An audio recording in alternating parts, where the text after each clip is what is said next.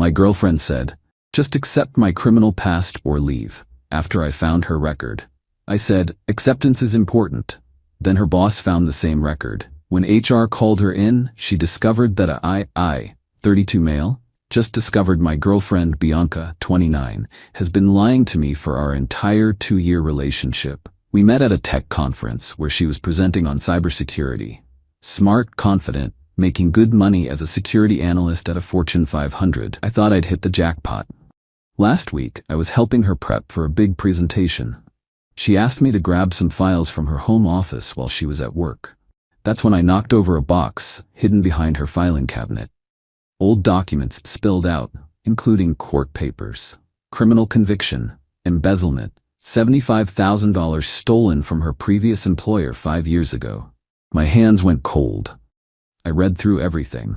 She'd been their accounts payable manager, created fake vendor accounts, approved payments to herself over 18 months. Only got caught when the owner's son took over and did an audit. Pled guilty, got 2 years probation, ordered to pay restitution. The kicker? Her current LinkedIn shows continuous employment. No gap.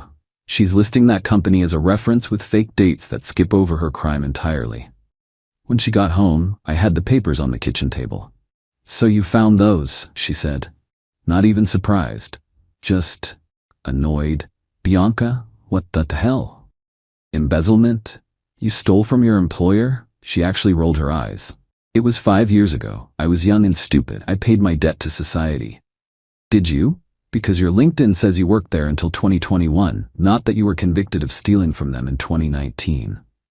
What was I supposed to do? Tell everyone I'm a criminal? I'd never get hired anywhere. So you lied? What if your current job finds out?" That's when her whole demeanor changed. Got right in my face. "They won't find out unless someone tells them. Are you threatening me?" "I'm asking how you sleep at night knowing you got your job through fraud." She laughed. Actually laughed. "Fraud? I'm excellent at my job. I've saved them millions in security improvements. They're lucky to have me."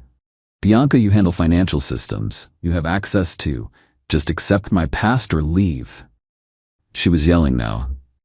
"I'm not that person anymore. Either you trust me or you don't." I sat there stunned by the entitlement. No remorse, no acknowledgement that lying on applications is fraud, just demands that I accept it or get out. "You're right," I said quietly. "Acceptance is important."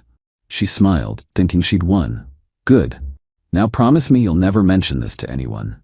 "Of course. Your secret is safe." Narrate it wasn't. Update 1. I need to clarify something from my first post.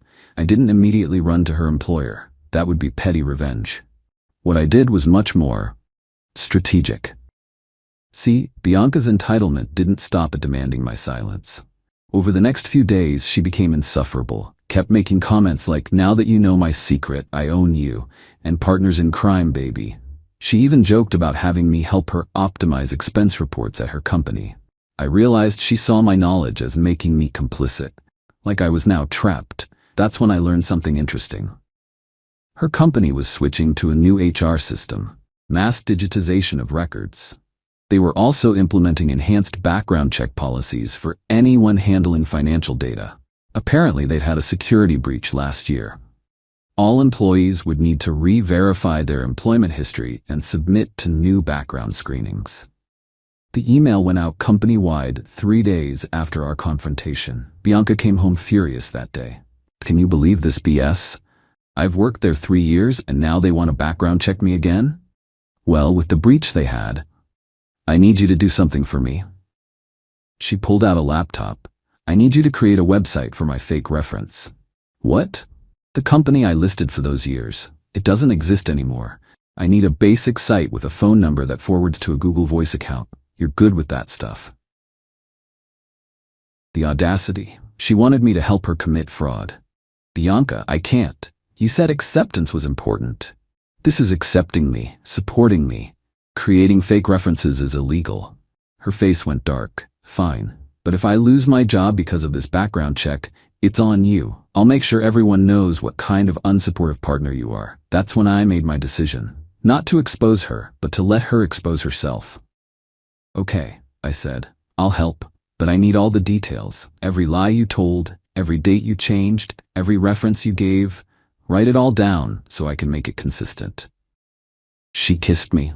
I knew you'd come through. That night, she wrote everything down. Every single lie. Update 2. Bianca's entitlement escalated to impressive levels while waiting for the background check. First, she decided since I knew her secret, I should help her maximize opportunities at work. She started bringing home confidential client data to review. Massive security violation. When I objected, she said, "You're already an accomplice. Might as well benefit from it." Then she tried to access my finances. Since we were partners in crime, we should combine accounts. When I refused, she tried guilting me. "I trusted you with my biggest secret. Why won't you trust me with your banking?" But the real kicker came when she started threatening me subtly.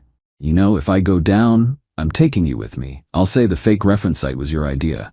Who will they believe? The reformed criminal trying to better herself or her boyfriend who entrapped her? She'd rewritten history in her mind. She was the victim. I was the bad guy for knowing the truth. Meanwhile, I documented everything. Every threat, every attempt to involve me in her schemes, every confidential file she brought home. All while pretending to be supportive. The background check company was thorough. They called her old employer, the real one, not the fake dates she provided. The owner's son remembered her very well. Then they tried to verify her fake references. The company she listed? Dissolved in 2018, before she claimed to work there. The phone numbers? Disconnected. The addresses? Now a Wendy's. I know because Bianca came home in tears last Tuesday. They're digging too deep. The background check company left voicemails at numbers that don't exist anymore. "Just tell the truth," I suggested. "Explain about your past. Maybe they'll understand." She slapped me. Actually slapped me. "Are you insane? Tell them I'm a convicted thief? I'll be fired immediately."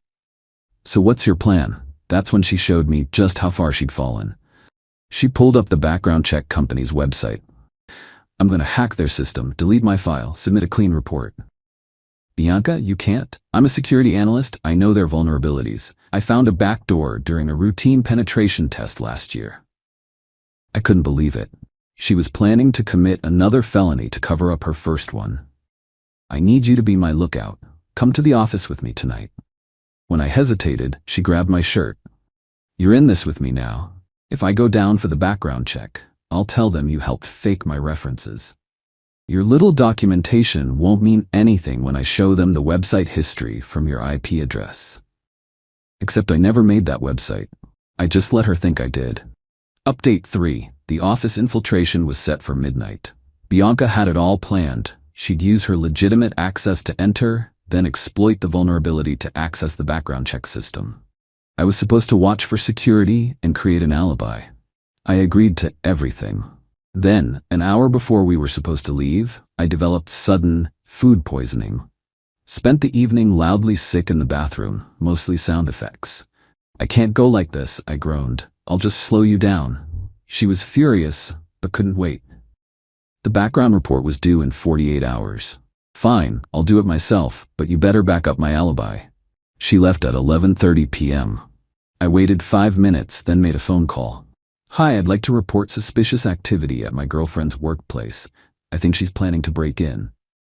I gave them her name, her car description, and mentioned she'd been acting paranoid about a background check. Said I was concerned for her mental health. Then I sent an email to her company's security team from an anonymous account. "Check your penetration test logs from last year.